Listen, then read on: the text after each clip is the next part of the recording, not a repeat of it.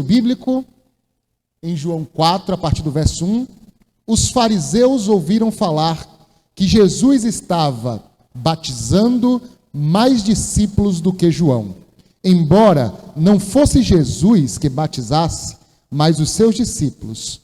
Quando o Senhor ficou sabendo disso, saiu da Judeia e voltou mais uma vez à Galileia. Era-lhe necessário passar por Samaria.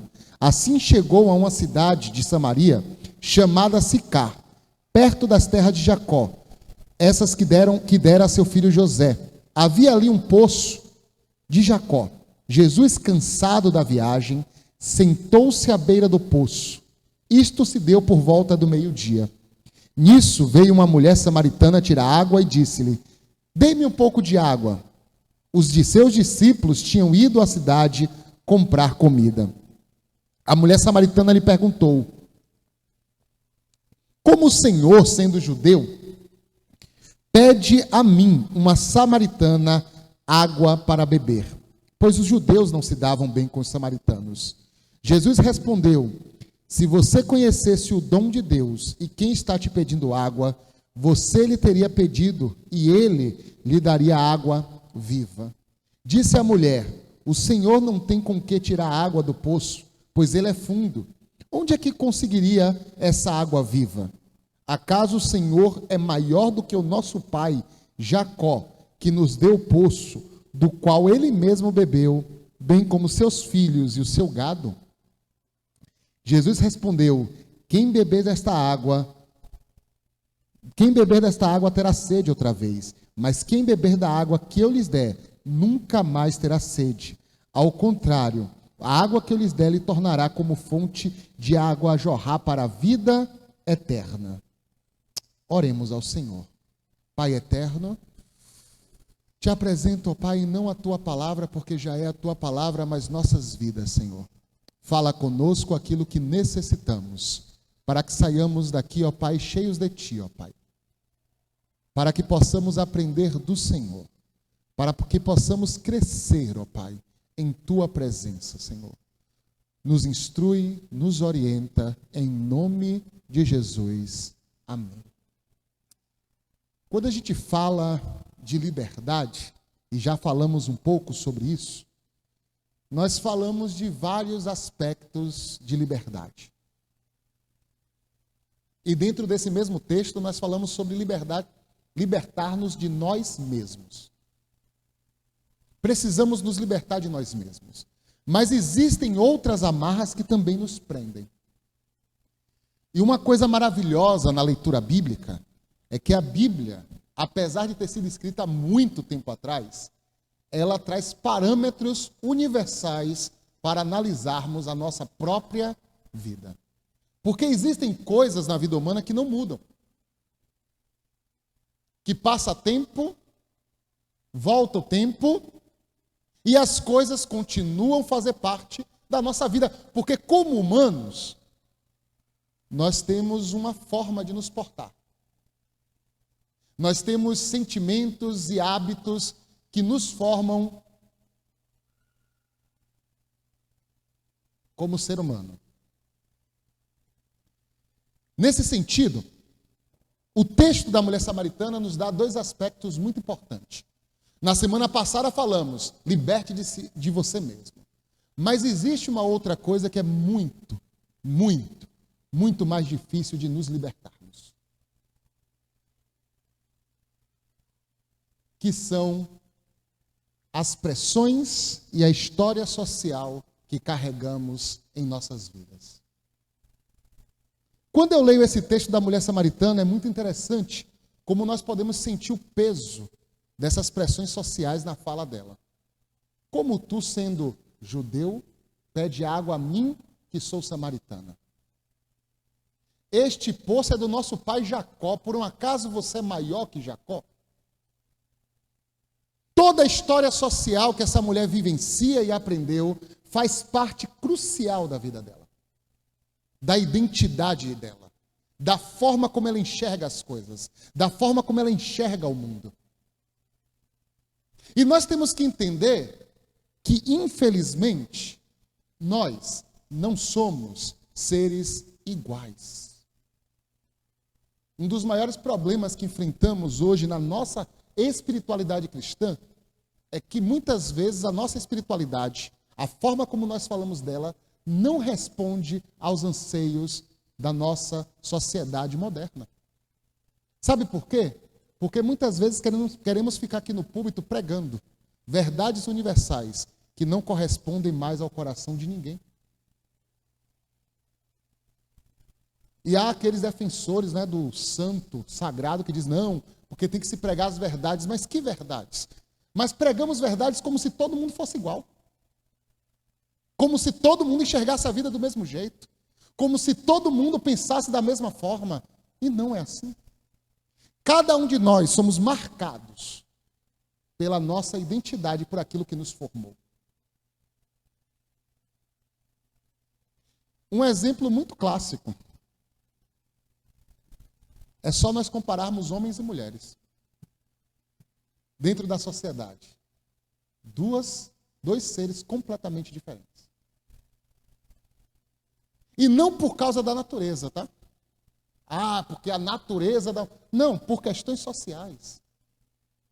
As mulheres desde novas sofrem muito mais pressão de serem disciplinadas, organizadas, cuidadosas.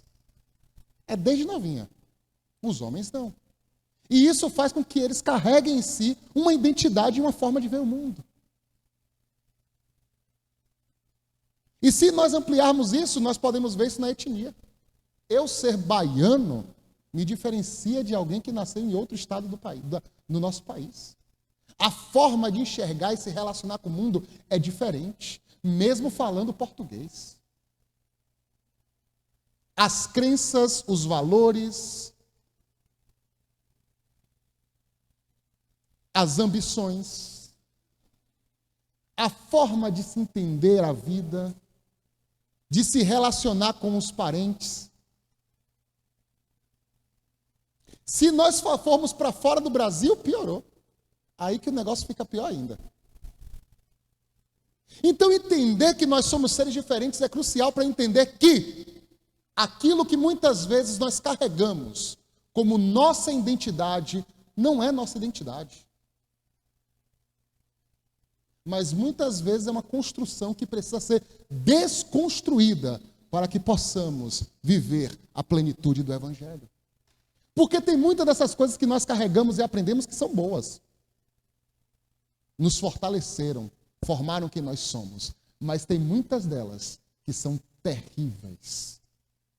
E muitas vezes nos limitam como indivíduo. Quer ver um exemplo? Alguém já sentou para conversar com alguém sobre racismo? Alguém já sentou para conversar com alguém de 70 anos de idade sobre racismo? Eu já. E é interessante como você ouve a seguinte frase: eu acho que hoje o povo está muito com frescura. Porque na minha época se fazia isso e ninguém ligava. Aí você pergunta, quem não ligava? Quem não ligava? Quem cometia o preconceito. Porque na época dele, os indivíduos que sofriam preconceito não tinham voz. Mas sabe por que eu estou falando isso? Porque nós temos um movimento pseudo-moralista que diz que a gente só vai ser melhor quando a gente voltar para o que éramos. Porque antes era melhor. Não, antes não era melhor. Porque nós negávamos quem eram os indivíduos que ocupavam essas cadeiras. O reino de Deus não veio formar robôs, veio só formar indivíduos individuais, pessoais, independentes e diferentes. Mas nós temos que compreender que muitas vezes carregamos marcas que não são nossas. Marcas que foram forjadas por pessoas ou por gerações que nos oprimiram. E não adianta nós pregarmos na igreja liberdade sem falarmos dessa libertação que precisamos ter. Porque é bonito chegar aqui e dizer assim, olha, Nunes, Deus vai te libertar. Em nome de Jesus, você agora é livre. E do que adianta essas liberdades se eu sair aqui na sociedade e não me sentir livre?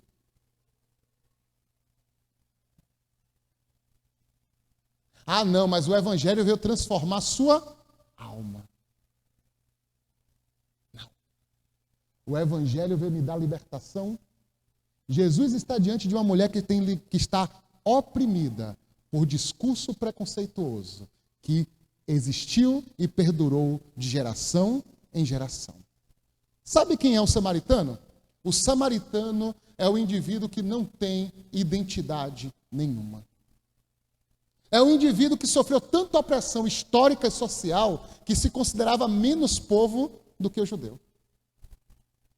Quando a Babilônia levou em cativeiro Jerusalém, e a gente só prega sobre Jerusalém, ai meu Deus, os cativos em Jerusalém, nós esquecemos que ficou um monte de gente lá em Israel.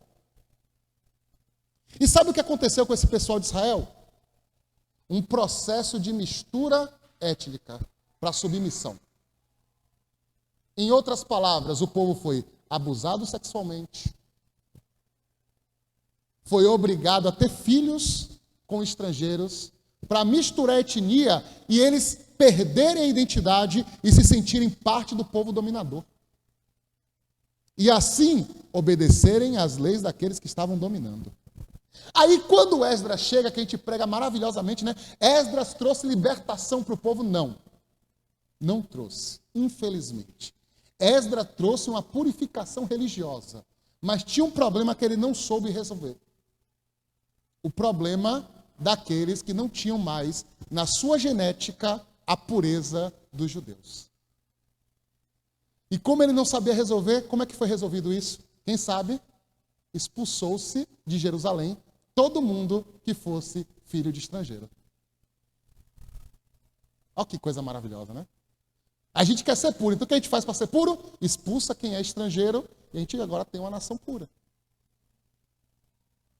Ou seja, os samaritanos, além de serem abusados historicamente, ainda são fruto de uma segregação social. E disseram, os sacerdotes que quiserem servir aqui, têm que abrir mão das suas mulheres e filhos estrangeiros.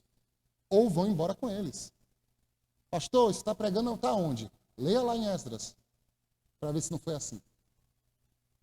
Então esse povo samaritano, que a gente fala de forma superficial e fala, ah, que coisa, né? Só porque era judeu e samaritano, ela não está falando de algo superficial. Ela está falando de anos de opressão, segregação e preconceito histórico. Como tu, sendo judeu, o povo que nos segregou, que nos excluiu, que nos tratou como menos povo, que não nos valoriza como pessoa, está vindo com a cara de pau me pedir água.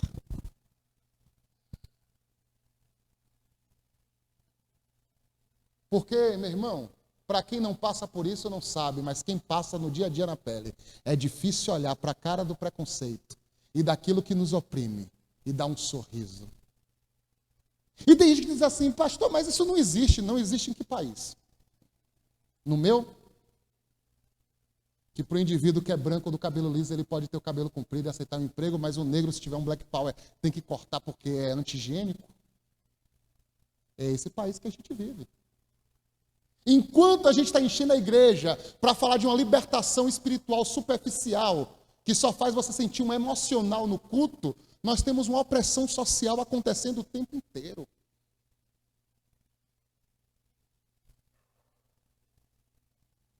Em que país?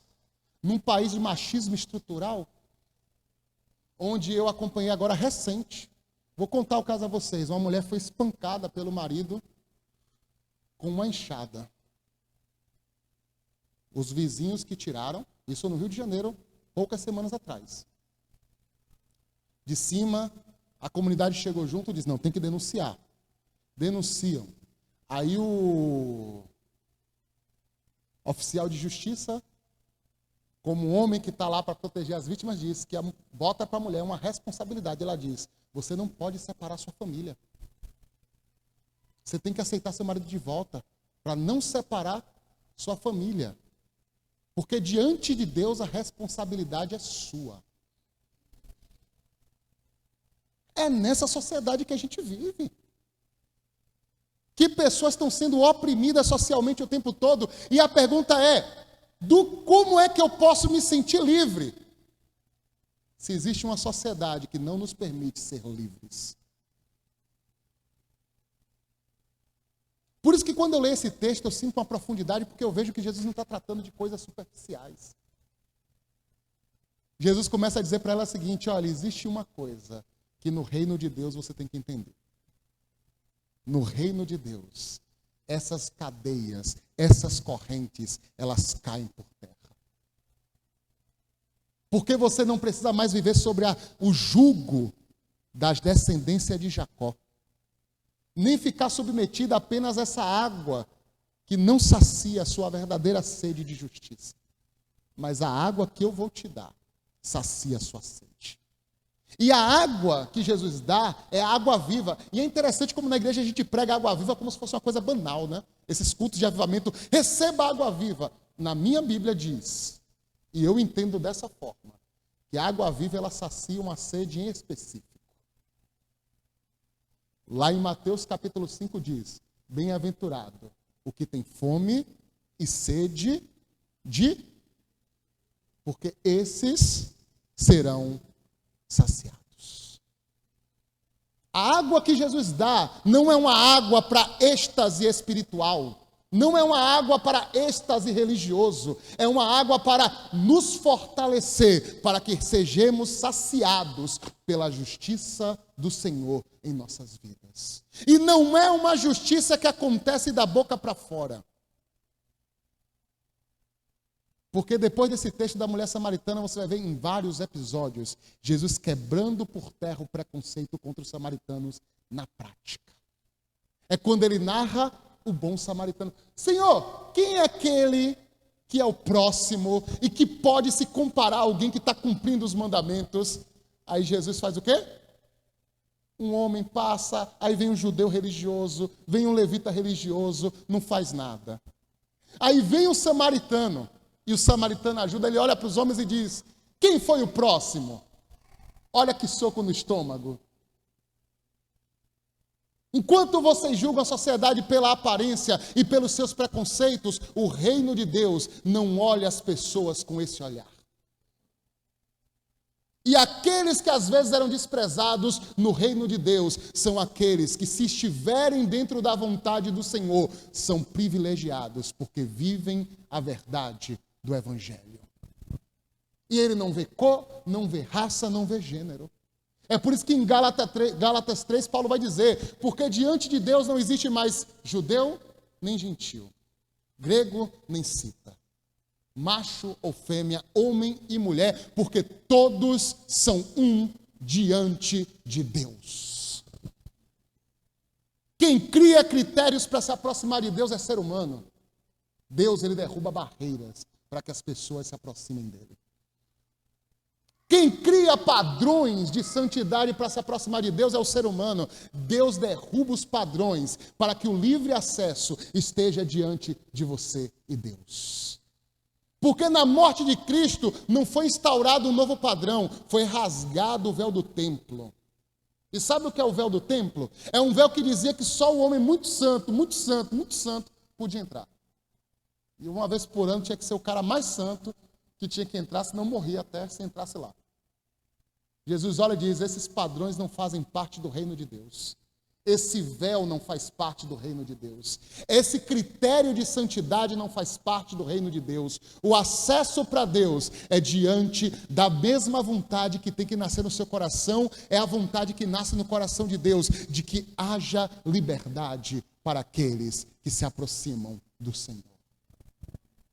Quando João Batista pergunta quais são os sinais que podem comprovar se Jesus realmente é aquele que deveria vir, ele diz: responda a João, os cegos veem, os coxos andam, os paralíticos são curados, os mortos são ressuscitados, e aos cativos é pregada a libertação.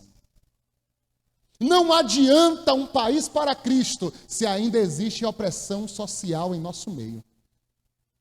Não adianta clamar Camaçari para Cristo só para encher a igreja, se ainda existe preconceito em nossa sociedade e quando ela sai de dentro dos nossos templos. E E me poupe da hipocrisia. As pessoas mais preconceituosas às vezes estão dentro dos templos cristãos.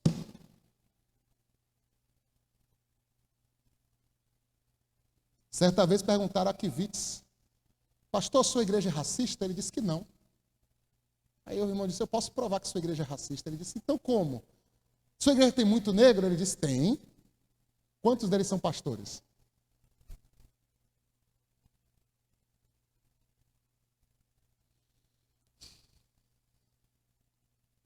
Aí, então né? Para ocupar plateia e ministério de louvor tem um monte. Mas para liderança nenhum, então sua igreja é racista. E aí Kivitz, Ed René Kivitz vai dizer o quê? Infelizmente eu tive que concordar, minha igreja é racista. Uma igreja que cria parâmetros e expulsa um pastor porque permitiu que mulheres pudessem falar. Isso aconteceu ano passado, em Brasília. Souberam disso? O pastor foi expulso da igreja porque permitiu que mulheres falassem na igreja. 2022. O povo que prega a libertação. Como eu posso dizer que nós queremos um país para Cristo se nós temos o maior índice de morte por violência doméstica? E pasmem, em mais de 50% dos casos, são evangélicos e cristãos que estão sofrendo isso.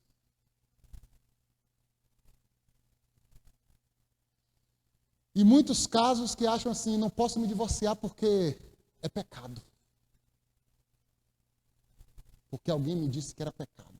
Porque estava mais preocupado com a santidade do corpo do que da libertação da alma. E isso é o que Cristo veio nos fazer. Qual é a ação que temos que tomar diante de um mundo que nos oprime? Porque somos oprimidos pelo mundo.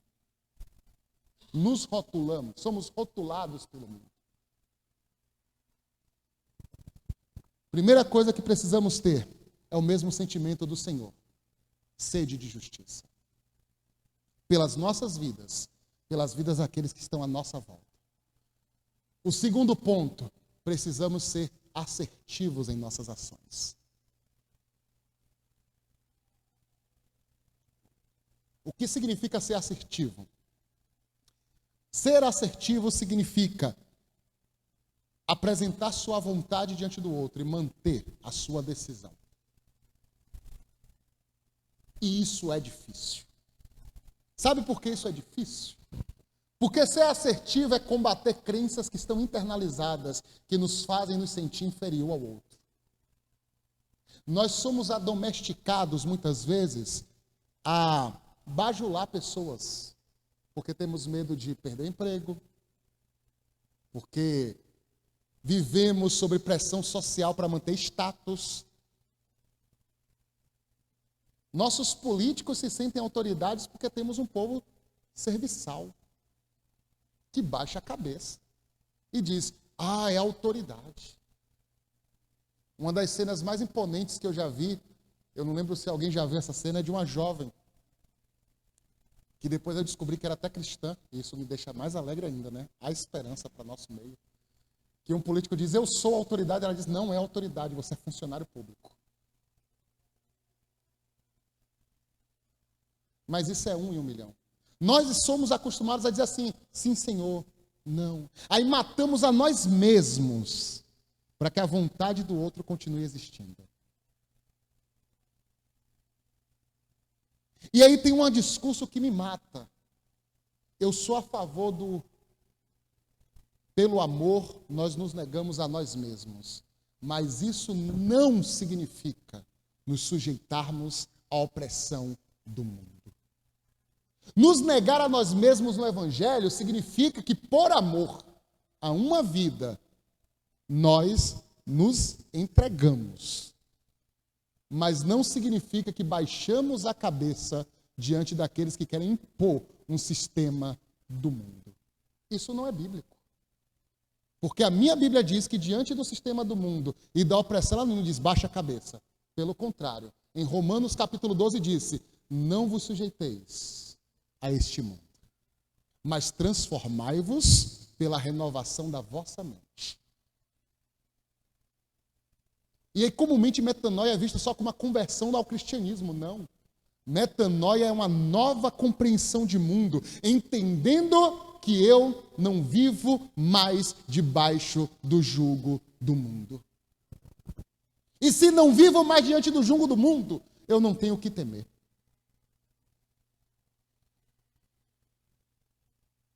A primeira tentação de Jesus foi um teste de assertividade. No deserto, ele teve que impor a sua decisão a si mesmo. E é uma figura arquétipa espiritual que estava lá tentando ele. Se és filho de Deus, transforma essa pedra em pão. Não estou afim. Não é o que eu quero. Me deixe em paz. Não é isso que eu escolhi para a minha vida. Não é isso que eu aceito para a minha vida. Ser assertivo significa entender até onde vão os meus direitos. E eu não deixo ninguém feri-los. Ser assertivo é se colocar em risco às vezes, para que algo permaneça. E principalmente, quando é para defender o Evangelho, realmente o Evangelho. E eu não defendo o Evangelho quando eu tento criar uma lei que não se pode alterar a tradução em português da Bíblia. Eu defendo o Evangelho quando eu luto por justiça diante da sociedade. Entendo que isso faz parte da minha fé. Aí eu posso fazer, como diz lá em Atos capítulo 4, que Pedro vai fazer diante do Sinédrio. Você não pode fazer isso, ele diz, importa é agradar a Deus e não aos homens. Porque se a gente vive de acordo com a sociedade sem questionar, se a gente vive essa opressão, nós somos levados a pecar e seremos julgados por esse pecado. Mas, pastor, o senhor está pregando aí uma coisa que é antibíblica. Nós temos que ser cristãos, patriotas, que obedecem à lei. Foi obedecendo à lei que vários cristãos levaram vários judeus à morte na Segunda Guerra Mundial.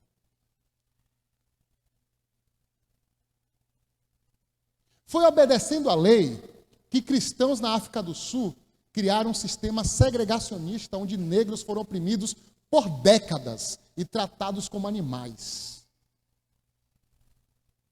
Foi por obedecer à lei que surgiu um partido como a Ku Klux Klan nos Estados Unidos, que se achava no direito de queimar, torrar e sacrificar negros. Foi por obedecer à lei que alguns países que criminalizaram a homoafetividade tiveram cristãos participando de massacres públicos de pessoas homoafetivas.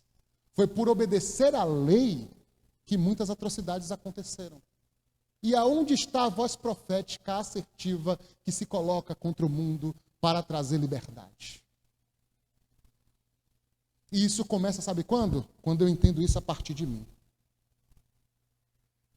Eu tenho vivido essa liberdade do Senhor em minha vida? Porque se eu não estou vivendo em minha vida, como é que eu vou viver para os outros? Mas graças a Deus, que foi por desobedecer à lei, que nós tivemos figuras como o doutor Martin Luther King Jr. Entendendo que o Evangelho é liberdade. Entendendo que o Evangelho é ações que vão na contramão do mundo.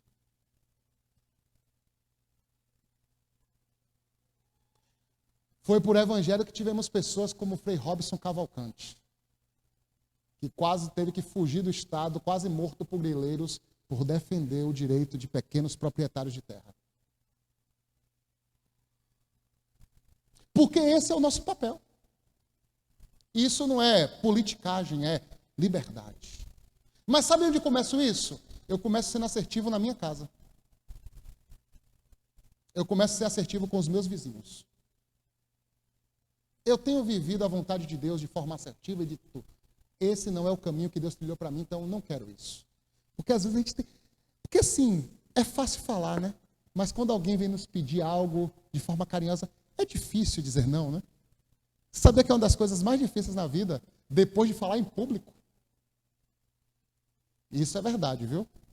Uma pesquisa diz que 85% das pessoas têm mais medo de falar em público do que de morrer. A segunda coisa mais difícil do que falar em público é dizer não. É dizer, não, não aceito isso. Não, eu não quero isso. Não, isso não é para a minha vida. Mas sabe a pessoa que tinha mais facilidade de dizer não? Jesus. Oh, meu Deus do céu, você pega uma lista assim na Bíblia. Ó. Casamento, a mãe dele vem e diz, não, que tem que fazer alguma coisa. O que é que eu tenho a ver com você, mulher? Problema seu que você está agoniada. Não chegou a minha hora. Ponto. Pedro, coitado, só Pedro já levou uns não violentos de Jesus. Olha, eu tenho que morrer. Não deixarei, Pedro, para trás de mim, Satanás, que eu não conheço você. Deixa essa matraca, está falando besteira. Diante da morte, Jesus foi assertivo. Diante de Pilatos, Jesus foi assertivo. O quanto eu estou disposto a sofrer para ser eu mesmo. E ser aquilo que Deus planejou para a minha vida. E tomar as rédeas da minha vida. E diante de um mundo que nos coloca rótulos, preconceito, o quanto eu estou disposto a me levantar e dizer, eu não aceito a vontade dos outros sobre minha vida, mas que em minha vida prevaleça a vontade do Senhor. E uma coisa eu te digo, a Bíblia vai nos dizer que a vontade de Deus é sempre boa e agradável. Jeremias capítulo 20 diz, eu não sei os pensamentos de vocês, mas os pensamentos que eu tenho para vocês é de vos fazer bem e vos fazer prosperar. Porque os nossos pensamentos não são de Deus, o de Deus transpassa.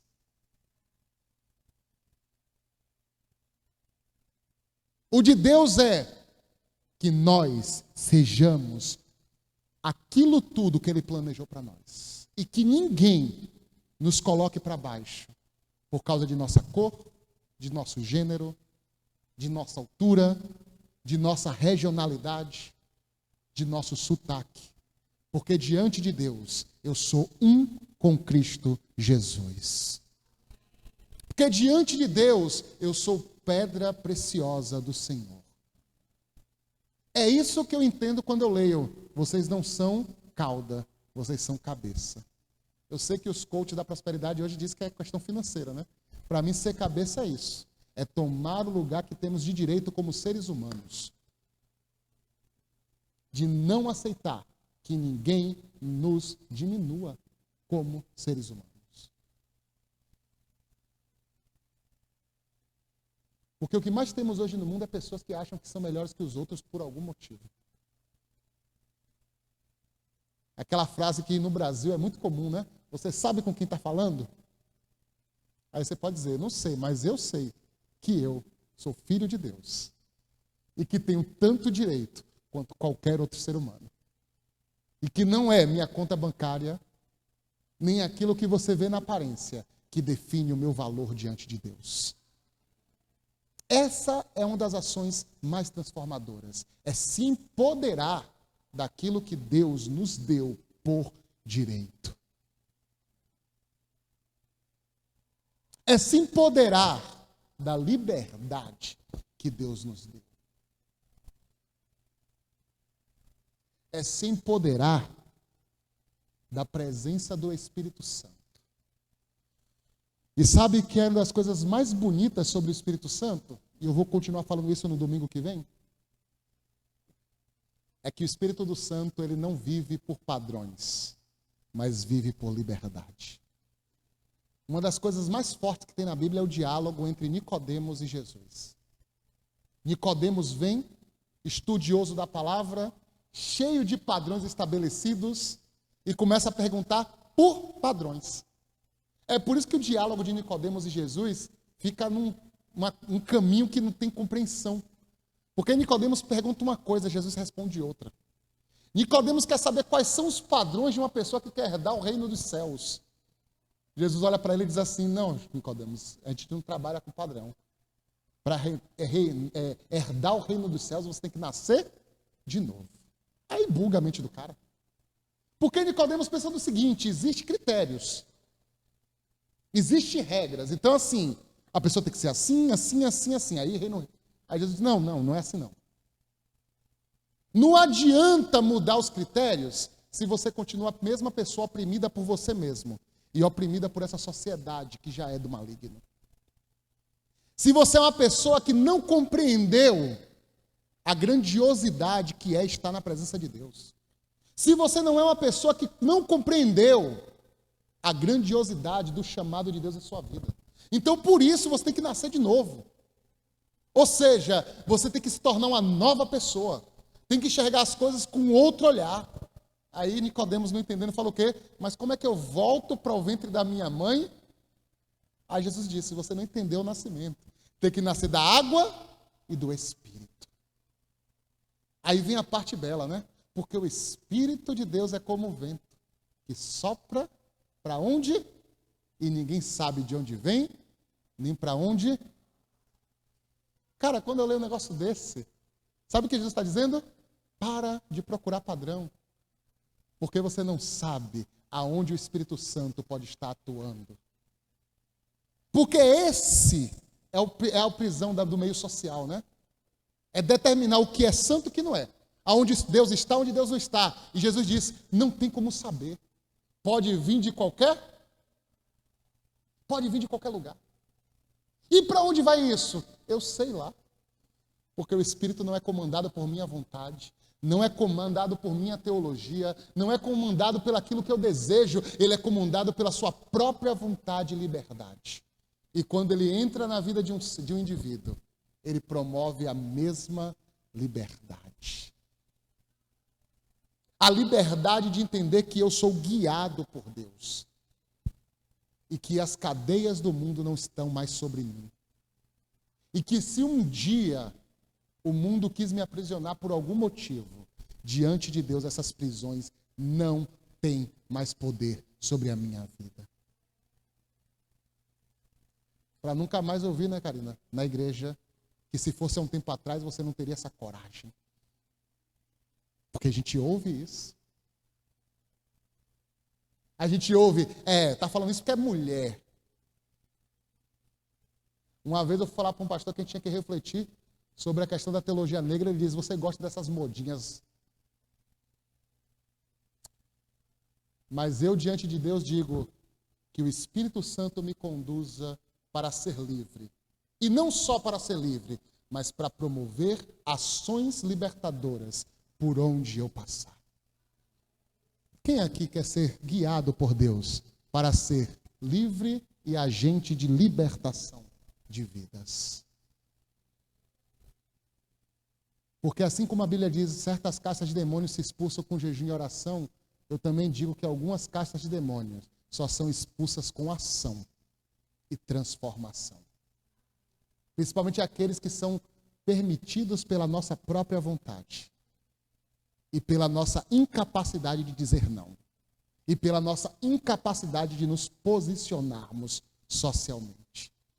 Se você entende isso, e hoje está dizendo assim: Senhor, faz da minha vida uma vida verdadeiramente livre, e que eu tenha o poder de promover libertação a outras vidas. E preste atenção